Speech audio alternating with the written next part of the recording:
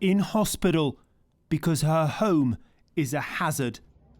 15-year-old Rayanna is being treated for septic shock after being bitten by ants in her council flat. What do you want to happen when you leave this hospital? A new house. Yeah, and why don't you want to go back?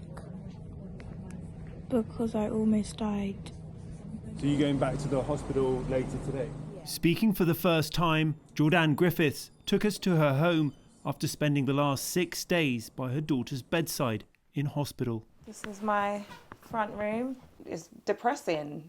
I'm upset, I'm hurt, and it was so horrible to see her in the state that she was. She was crying and all of that, and she was uncomfortable, she couldn't breathe, and her temperature was 40 degrees. It's very upsetting, and any parent would be upset that their child has to suffer and go through all of that. And this is the problem.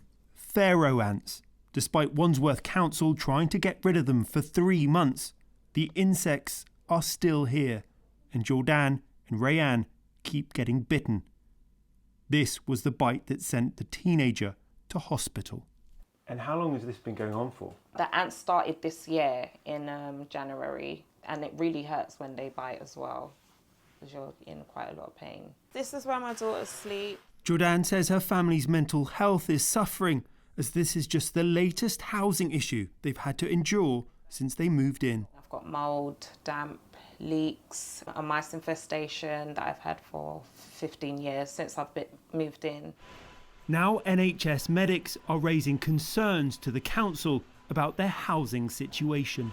The advice here from doctors at Chelsea and Westminster Hospital couldn't be clearer. They're concerned Rayanna could get bitten again and call her council home an unsafe environment.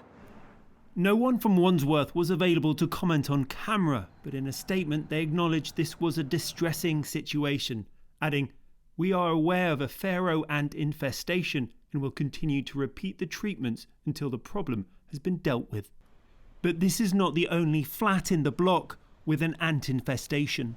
Do you think you're an exception, or there's many more people like you? There's many more people like me. Do you fear for her safety? Of course, I fear for her safety, I fear for my safety, even other neighbours that are going through the same thing. I fear for everyone's safety, because it's not right at all that we should have to go through this. The council has offered them alternative accommodation until the problem's fixed. But you're doing fine, you're doing great. But Jordann says they'll never go back to the old flat. Rags Martel, ITV News.